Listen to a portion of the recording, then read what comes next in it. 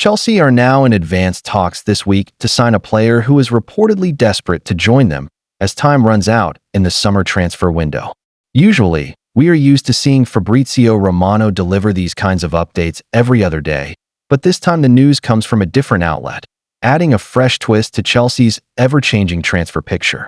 With just 7 days left before the window slams shut, the Blues still have plenty of work to do behind the scenes. They know that player sales must happen first in order to free up space and balance the books before they can seriously push for the high-profile signings they have lined up. Tariq George has already drawn interest from several clubs, and there is a real possibility he could be on the move this week, either on loan or in a permanent deal. At the same time, French defender Axel Disasi has emerged as another potential outgoing. A number of Premier League clubs are circling, exploring creative ways to tempt Chelsea into a sale, and the Blues remain open to letting him leave if the right offer arrives. These departures are seen as crucial because Chelsea still have ambitious plans to add new faces before the deadline. One name at the very top of their list is Manchester United winger Alejandro Garnacho, a player who could transform their attacking options. Football London on Garnacho. According to Football London, Chelsea are now in advanced talks with United over Garnacho, and the Argentine is said to be eager for the move. The report claims that Garnacho has his heart firmly set on Stamford Bridge, despite interest from Bayern Munich, who recently approached his camp. The German champions were swiftly told that Garnacho is not interested in leaving for the Bundesliga and is instead waiting for Chelsea and United to come to an agreement. The winger, still only 20, is regarded as one of the most exciting young talents in the Premier League, and Chelsea believe he would be a major addition to their youthful project under Enzo Maresca. His pace, direct dribbling, and ability to change games in an instant are qualities the club feel they need as they push to climb back up the league table. The sticking point remains the fee. Manchester United know the value of their rising star and will not allow him to leave easily, especially to a domestic rival. Chelsea, however, are considering ways to structure a deal with add-ons and performance-related clauses that could satisfy both parties. For now, Garnacho is said to be waiting patiently, eager for progress as the days tick down. Should Chelsea manage to pull this transfer off, it would not only bolster their attack, but also send a clear message to their rivals that they are serious about recruiting the very best young talent available. More importantly, it would represent another bold step in their ongoing rebuild, one that could shape their squad for years to come. Thanks for watching. Like and subscribe. Arne Slot shows sympathy for Howe, but Isak pursuit is strictly business. Liverpool head coach puts exchanged messages over future of striker before Monday's visit to St. James Park. Arne Slot has said the sympathy he feels for Eddie Howe over the Alexander Isak affair is limited by the fact the Liverpool transfer target is not the only talented forward available to the Newcastle manager. Slot revealed Howe is the one Premier League manager he has texted during his Liverpool reign and believes the 47-year-old will eventually coach England. Friendly overtures, however, may not be reciprocated when Liverpool visits St. James Park on Monday evening. Isak will be conspicuous by his absence from Newcastle's first home game of the season, having in effect down tools in an attempt to force a British record transfer to Liverpool. The Premier League champions have contributed to a trying summer for Newcastle, turning Isak's head while also signing his potential replacement, Hugo Ekitike. Their £110 million offer for the Sweden international remains on Newcastle's table. Slot expects an intense night at St. James, and, although Liverpool's pursuit of Isak is strictly business, he recognizes the effect a player going on strike will have had on his opposite number. In general, I have sympathy for Eddie Howe because he is a great human being, said the Dutchman. It's maybe not a coincidence that I've texted with him because I think he's a very nice, honest, and polite colleague. For the rest, I don't need to have sympathy for a manager that can still have the availability of Gordon, Murphy, Elanga, Barnes. You don't need to have sympathy for a manager who has so many good players in his squad. But, in general, I like him and I don't think it will be a surprise to anyone if eventually he is going to lead the national team of England.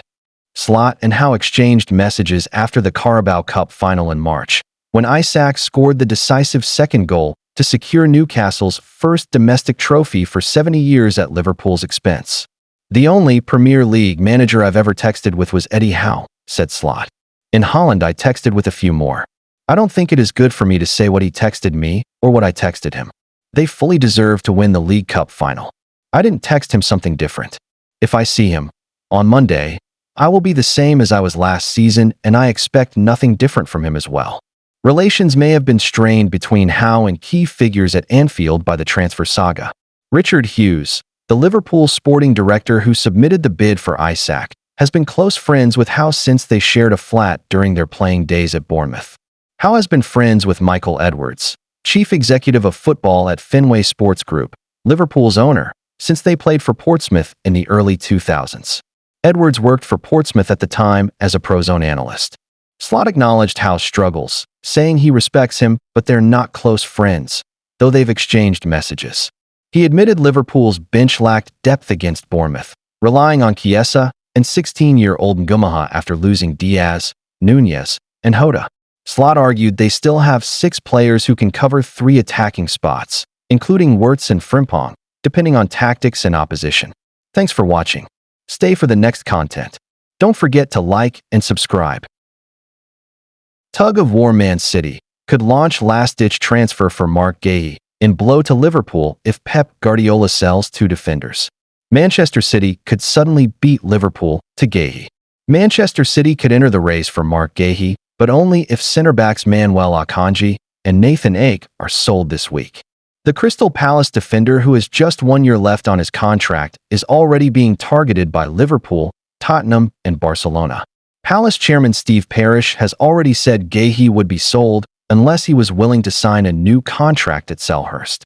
Sunsport has previously exclusively reported that Guéhi was willing to run down his contract if he didn't get his preferred move. And now the Daily Star is reporting that City are considering the 25-year-old as a potential £35 million signing, should they lose both Akanji and Ake from Pep Guardiola's squad. Galatasaray are keen on 30-year-old Akanji, while Everton, who have already secured a loan deal for Jack Grealish, are interested in Ake. Should both players leave before the transfer window closes next Monday, interest in Guéhi would intensify. That would put City on a collision course with Liverpool, who have long been leading the race for the Palace man. Guardiola is looking to trim his squad, and Guéhi's pace and long-term potential make him an attractive option. The City boss was forced to leave both Ilkay Gundogan and Akanji out of his squad for their recent 2-0 loss to Tottenham. Guardiola explained his rotation policy, saying, "I had to leave Rodri and Phil Foden out last week because we have so many players. I must rotate. In the next games, others will be left out. It's not more serious than that." Guardiola also defended goalkeeper James Trafford, who made an error leading to the second Spurs goal. He said, "James played well in his first game last week, and I decided to stick with him. People often think early season decisions are the final ones, but it's about choosing for the moment. Today, I made that decision, and it is what it is." Guardiola acknowledged that his team missed some simple opportunities in the game, but praised their effort. The City boss said, "The running and commitment was extraordinary. We still have work to do after the win at Wolves. Everyone said everything was fine, but I said then we had more to improve, and it's the same now. We'll keep working, step by step, until things click. We've got a week to rest, and then it's Brighton before the international break." Manchester City have already strengthened their squad with the signings of Ryan Cherki from Lyon, adding creativity in attack, and Ryan Aït-Nouri from Wolves, bringing dynamism down the left. Yet, there remains a feeling at the Etihad that another central defender could be key. Marc Guéhi's composure and leadership make him a perfect fit to strengthen Guardiola's defense. Thanks for watching. Stay for the next content. Don't forget to like and subscribe. Arsenal send a €78 million offer for Rodrigo to Real Madrid. One of the names that has generated the most buzz in this transfer market is that of Rodrigo, the talented Brazilian winger currently playing for Real Madrid. Once considered an untouchable piece in the project, Rodrigo's importance within the squad has seemingly declined in recent months, largely due to the arrival of new stars, tactical adjustments, and the emergence of other attacking options. As a result, his future in the Spanish capital is now the subject of intense speculation. What has made this situation even more intriguing is the interest from Arsenal, who have been following the player for some time. According to reports from Defensa Central, The Premier League club have already submitted an official offer in the region of €78 million in a bid to secure his services. Arsenal, under Mikel Arteta, view Rodrigo as a player who can add not only depth, but also creativity and unpredictability to their attack. His pace, dribbling skills, and ability to play across the front line make him a valuable asset for a team aiming to challenge consistently for domestic and European titles.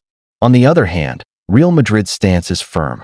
The Spanish giants have placed a valuation of around €90 million on the Brazilian, making it clear that they will not let him leave for anything less. This price tag is not arbitrary. Rather, it is tied directly to the club's transfer strategy.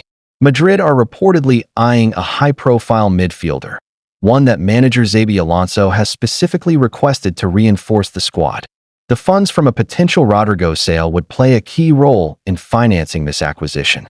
The situation is further complicated by the player's own perspective. Rodrigo has repeatedly expressed his love for Real Madrid, highlighting how much he values being part of one of the most prestigious clubs in the world. However, his reduced playing time and the feeling of being overshadowed by other stars could make him more open to a new challenge, especially in a competitive league like the Premier League.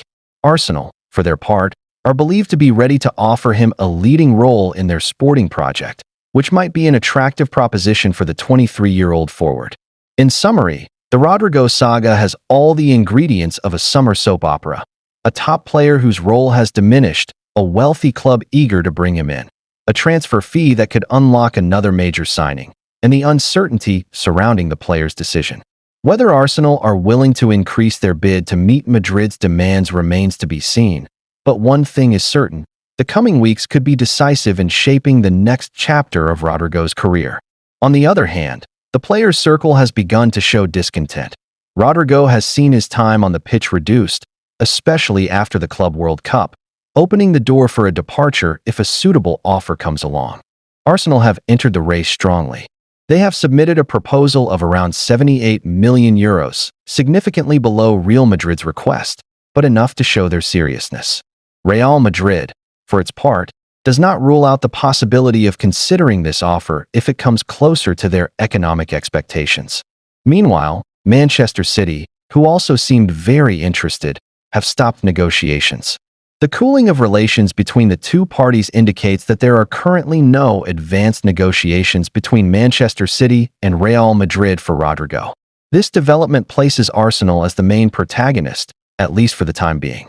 If they can come close to that price, they could become the most likely destination for the winger during the remainder of the transfer window. Rodrigo's future seems uncertain, not for lack of interest or quality. At Real Madrid, Xabi Alonso is marking a new era that, for the moment, does not place the Brazilian as a central part. A final offer has yet to come in, but there are signs of movement. Arsenal are maneuvering cautiously in this transfer window. Manchester City have pulled out for the moment, and Real Madrid are watching. Moreover, according to sources close to the club, if an operation that matches their expectations emerges, they will not object to selling the player. The coming weeks will be crucial in clarifying Rodrigo's future. Arsenal will be looking to secure his signature, while Manchester City have, for the time being, withdrawn from the race. Thanks for watching. Like and subscribe.